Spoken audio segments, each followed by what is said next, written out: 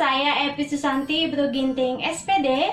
Kali ini akan menampilkan video yang merupakan laporan saya dari materi Whole of Government yang telah disampaikan oleh Pak Hieronymus Godang SPD MPD. Inilah dia laporan saya. Whole of Government oleh Epi Susanti Bro Ginting SPD. Ini merupakan laporan dari saya untuk mata diklat WOG yang telah disampaikan oleh Pak Dr. Hieronymus Godang, SPD MPD. Apa sih Whole of Government? Whole of Government adalah sebuah pendekatan penyelenggaraan pemerintahan yang menyatukan upaya-upaya kolaboratif pemerintahan dari keseluruhan sektor dalam ruang lingkup koordinasi yang lebih luas, guna mencapai tujuan-tujuan pembangunan kebijakan, manajemen program, dan pelayanan publik.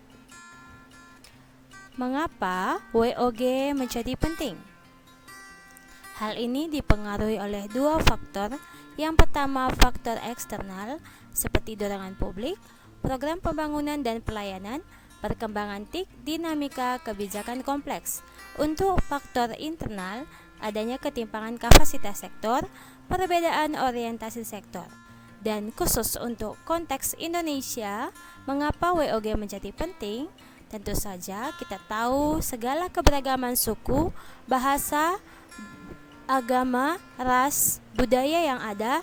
Ini adalah perbedaan dan keberagaman di Indonesia yang berpotensi menyebabkan disintegrasi bangsa, sehingga WOG sangat penting diterapkan di Indonesia. Pendekatan WOG ada pada 4 bagian. Yang pertama, penguatan koordinasi antar lembaga.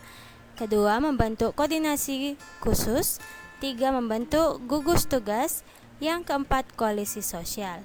Untuk gugus tugas seperti yang kita lihat pada saat ini, itu bersifat tidak permanen karena dia akan dapat dibubarkan ketika tugas yang diembannya sudah selesai.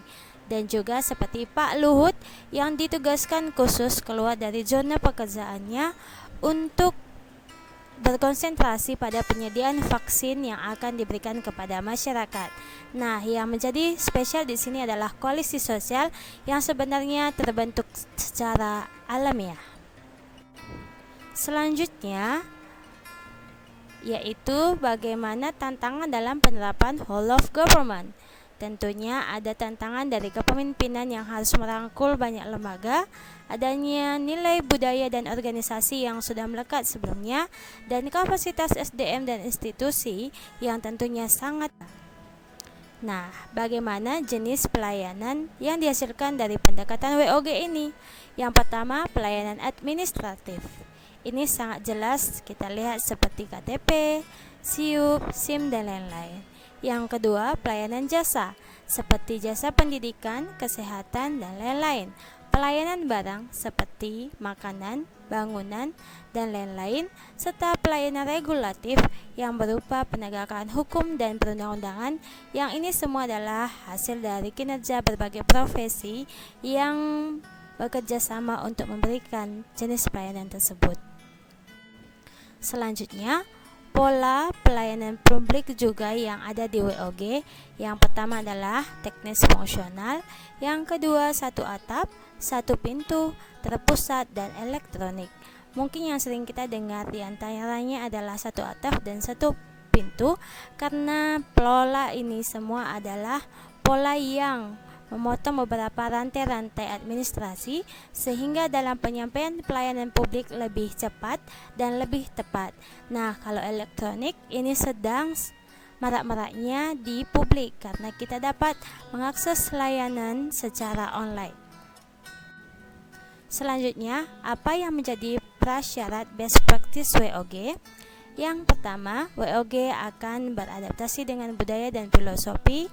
Lalu WOG akan menghasilkan cara kerja baru di lembaga yang bekerja sama, adanya akuntabilitas dan intensif, lalu cara baru dalam pengembangan kebijakan, dan cara baru dalam mendesain program dan Ini semua bertujuan supaya dapat menyampaikan pelayanan publik yang lebih prima.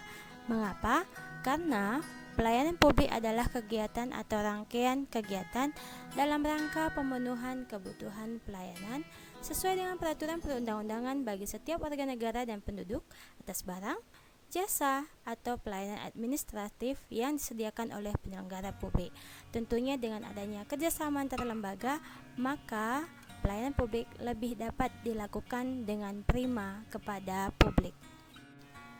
Selanjutnya, konsep lain yang ditekankan dalam WOG ini adalah dalam membangun keberagaman dan antara lembaga Indonesia diperlukan adanya kolaborasi, adanya integrasi, dan adanya komprehensif. Dan ini semua akan lebih sempurna jika adanya ide-ide kreatif yang inovatif untuk membangun kerjasama antara lembaga dan memberikan pelayanan-pelayanan yang lebih baru dan lebih mudah dari pelayanan sebelumnya yang telah ada. Nah, bagaimana jenis pelayanan yang dihasilkan dari pendekatan WOG ini? Yang pertama di kota saya sendiri yaitu penerapan WOG di sektor pariwisata Brastagi. Brastagi sebagai kota pariwisata tentunya akan semakin maju adanya kerjasama antara lembaga, dan ini juga berdampak baik menguntungkan antara lembaga yang ada di dalamnya.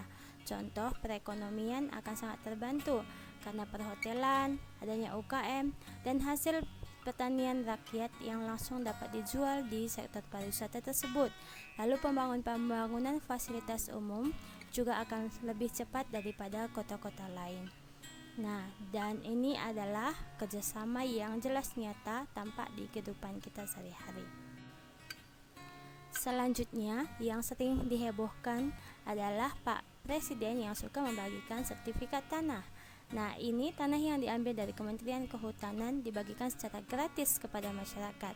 Ini juga menunjukkan kerjasama antara lembaga, di mana dengan pengambilan tanah dari lembaga atau Kementerian Kehutanan diberikan kepada masyarakat sebagai modal usaha untuk membantu membangkitkan perekonomiannya.